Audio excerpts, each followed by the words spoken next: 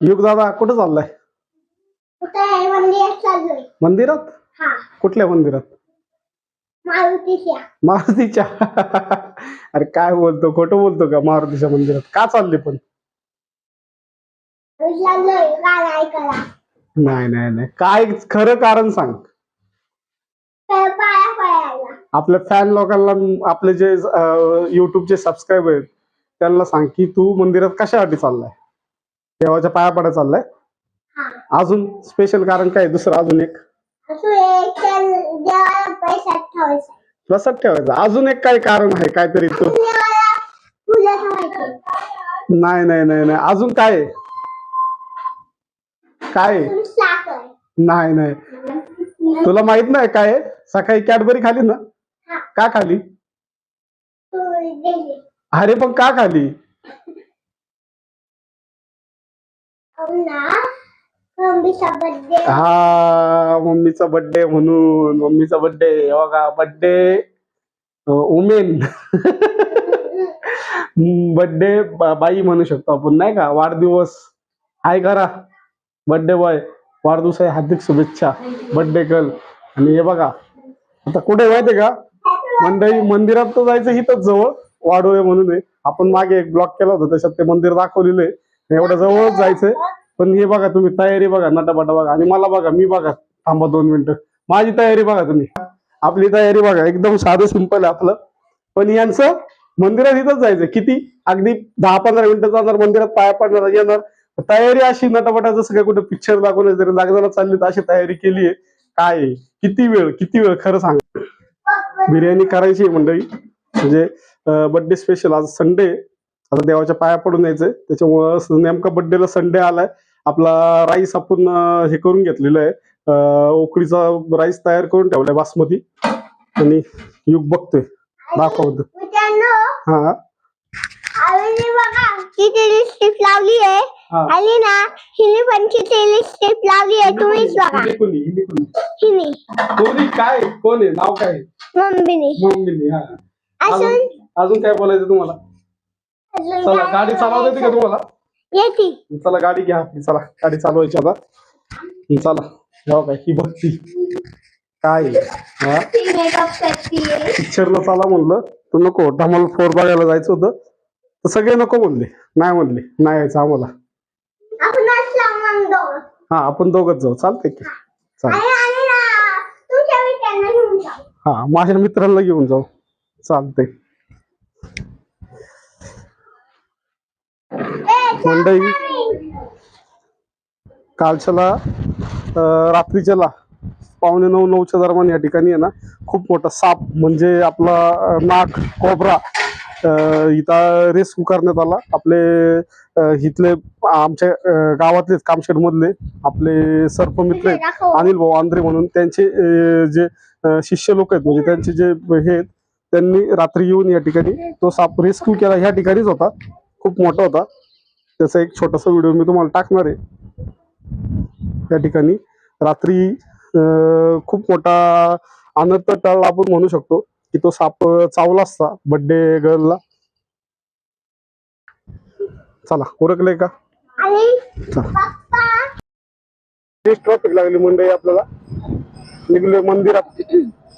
Traffic मी स्वागत केले. आणि युग दादा इकडे हसतोय, काय बोलतो युग? चालू आहे व्हिडिओ, बंद नाही आहे बघ.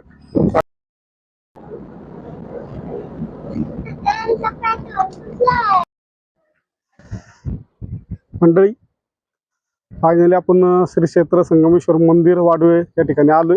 आणि आता शिवरात्रीच्या वेळेस मोठा उत्सव असतो, जत्रा असती. ही वाडोळे म्हणून गाव आहे समोर तिकडं, आणि इथं जत्रा असते, खेळण्याची वगैरे दुकानं वगैरे सगळे लागलेले असतात. आणि हे मंदिर आहे.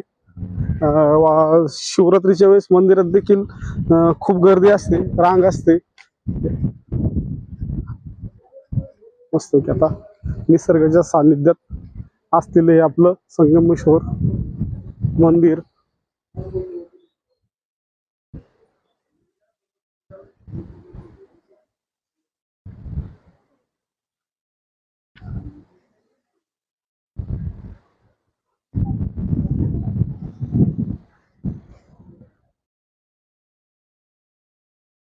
मंदिरात दर्शन आलोय मंडळी. थोडा उशीर झाला आपल्याला आज खरं तर. लॉक आहे, बघू चावी भेटते ठीक, नाही तर बाहेरचं दर्शन घेऊ. एक छोटासा आपला अभिषेक करायचा विचार होता. मंदिर आपण बघू शकताय हे. आणि त्या मंदिराला संगमेश्वर नाव म्हणजे इथं 2 नद्यांचा होणारा संगम म्हणून संगमेश्वर नाव दिलेलं आहे. त्या ठिकाणी इकडनं एक नदी येते, इकडनं एक नदी येते, अशा 2 नद्यांचा संगम आहे म्हणून याला संगमेश्वर नाव पडलेलं आहे. आणि छान मंदिर आहे, एकदम शांतता, हवा खूप आहे, तुम्ही बघू शकता. आज 2-3 दिवस झाले पाऊस उघडलेला आहे, त्याच्यामुळं मस्त की हवा सुटलेली, ऊन पडलेलं आहे. तर असं कधी होत नाही की 12 जुलै आणि पाऊस पडत नाही, खूपच पाऊस असतो इकडं. आणि आज पाऊस 2-3 दिवस झालं उघडलेला आहे, मस्त की ऊन पडलंय. पलीकडं बघू शकता आपलं, इकडे ही नदी आहे, इथं पुढे गेले की संगम होतो 2 नद्यांचा म्हणून या मंदिराला संगमेश्वर नाव देण्यात आलेलं आहे. असा या मंदिराचा इतिहास आहे, पौराणिक मंदिर आहे. आपल्याला चावी भेटलेली नाही, इथले जे पुजारी आहेत कुठेतरी बाहेर गेलेत म्हणून आपण आता बाहेर मंदिराच्या बाहेरूनच पाया पडून चाललोय. छोटासा अभिषेक करायचा होता आपल्याला, तर आपण कामशेटचं मंदिर चालू आहे का त्या ठिकाणी जाऊ आणि तिथं अभिषेक करू, पाया पडू.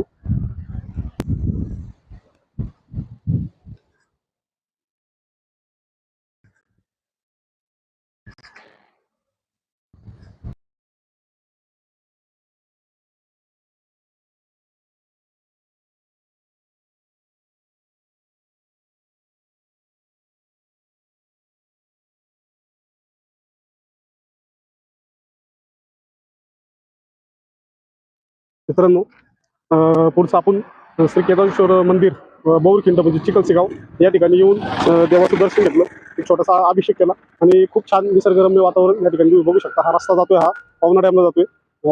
पुढे आपला एक 15 ते 16 किलोमीटर पावना डॅम आहे. तिकडं हे मंदिर तुम्ही बघू शकता, केदारेश्वर, केदारनाथ मंदिर म्हणजे केदारनाथाचं मंदिर आहे, तसंच लुक दिलेलं आहे अगदी त्याच पद्धतीने बघू शकता. एकदम छान निसर्गरम्य, नक्की भेट द्या, नक्की विजिट द्या. फिरण्यासारखं बघण्यासारखं ठिकाण आहे.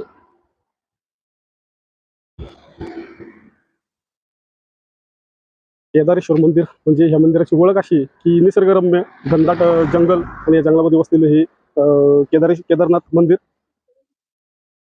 व्ह्यू बघू शकता तुम्ही, निसर्ग बघू शकता. एकदम पावसाचा सीझन आहे, पाऊस पडून गेलेला आहे. 2-3 दिवस झालं पावसाची उघडीप आहे, मस्त हिरवगार, हिरवळ सगळीकडं. खूप छान पर्यटनासाठी मावळ तालुका ओळखला जातो. म्हणजे इकडं पवना डॅम असेल, भुशी डॅम असेल, उकसन डॅम, शिरोता डॅम, टाटा पॉवरचा वडीशोर वगैरे, मावाला एक निसर्गाची एक देण लागलेली आहे, देणगी आहे ही. त्याच्यामुळं भरभरून या ठिकाणी पर्यटकांची मावाला पसंती असते. बघू शकताय किती छान मनमोहक निसर्ग हा.